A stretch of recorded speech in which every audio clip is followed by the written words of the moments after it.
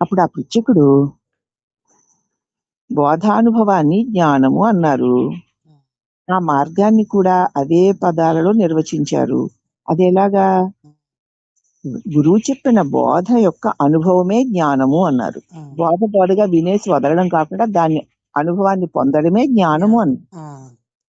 ఆ మార్గాన్ని కూడా అదే పదాల్లో నిర్వచించారు. అది ఎలాగ భగవాన్ అన్నాడు అతను.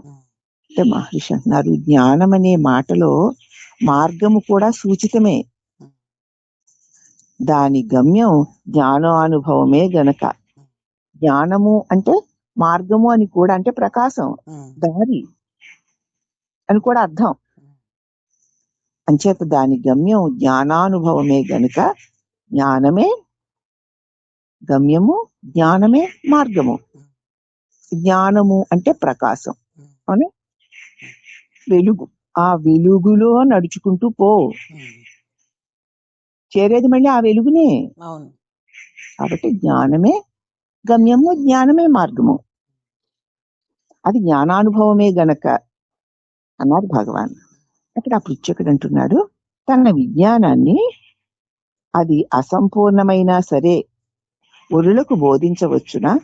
నాకు ఎంతో కొంత శాస్త్రాలు అవన్నీ చదవడం వల్ల, మీలాంటి మహానీయులు బోధించడం వల్ల ఎంతో కొంత విజ్ఞానం కలిగింది. దాన్ని నేను ఇతరులకు బోధించవచ్చునా అంటే మహర్షి అన్నారు, వాని ప్రారంధం అలా ఉంటే సరి. నీ ప్రారంధంలో అలాగ బోధించవలసి ఉంటే బోధిస్తావు. గీత 7వ అధ్యాయంలో చూడు, అర్జునుడు కర్మ ఒక సాధనమా అని ప్రశ్నించాడు. కృష్ణుడు కర్తృత్వ భావన లేనప్పుడు అలాగే అన్నారు. కర్మ ఒక సాధనమా?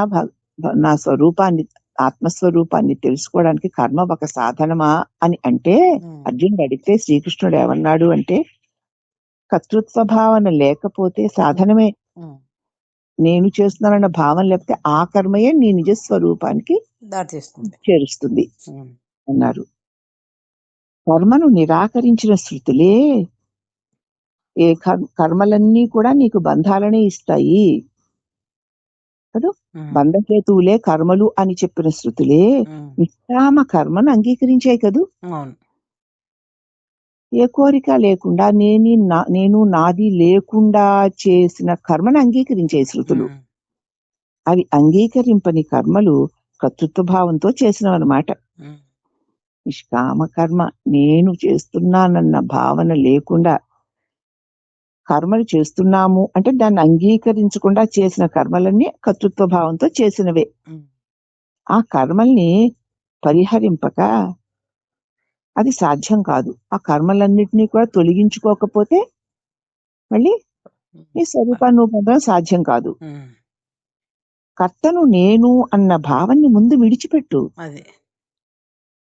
కర్మ తను తానై ప్రవర్తిస్తుంది. నేను కర్తని అన్న భావన వదిలేస్తే చాలు, కర్మ దానికదే సాగిపోతుంది.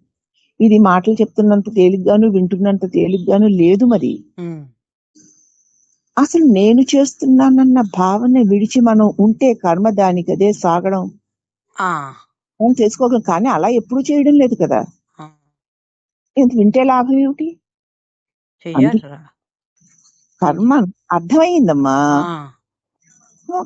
అర్థమైన తక్షణం నుంచి నువ్వు ఆచరణలో పెట్టుకో. మరి కర్మ తనకు తానే ఎప్పుడైతే కర్తృత్వ భావనని త్యజిస్తే కర్మ దానికి అదే ప్రవర్తిస్తుంది.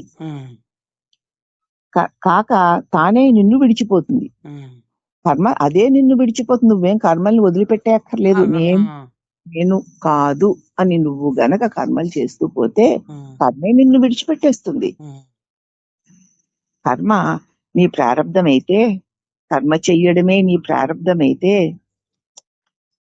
నీకు ఇష్టమైనా కాకపోయినా నువ్వు చేసి తీరాల్సిందే. కర్మ చేయవలసిన ప్రారంధం నీకుంటే, నాకు ఇష్టం లేదు కాబట్టి నేను చేయనని నువ్వు తప్పించుకోలేవు. నాకు ఇష్టం కాబట్టి నేను చేస్తాను అని పడి నువ్వు చెయ్యలేవు. కాబట్టి కర్మ నీకు రాసి ఉండకపోతే నీవెంతగా ప్రయత్నించినా జరగదు. కష్టమో సుఖమో అనుభవించవలసినది నీ ప్రారంధంలో లేకపోతే నువ్వెంత ప్రయత్నం చేసినా అది నీకు కలుగదు నీకు. ఇక్కడ సుఖజనకాదులు అహంకారం లేకుండానే కర్మలు ఆచరించారు. శ్రీశుకుల వారు, జనకుల వారు కూడా కర్తృత్వ భావం, అహంకారం లేకుండానే కర్మలను ఆచరించారు. అయితే కీర్తికై కర్మలను అనుష్ఠించవచ్చు. కీర్తి కావాలని కూడా గొప్ప గొప్ప కర్మలు చేయొచ్చు. స్వార్థాన్ని విడిచి పరార్థం వారిని చేయవచ్చు.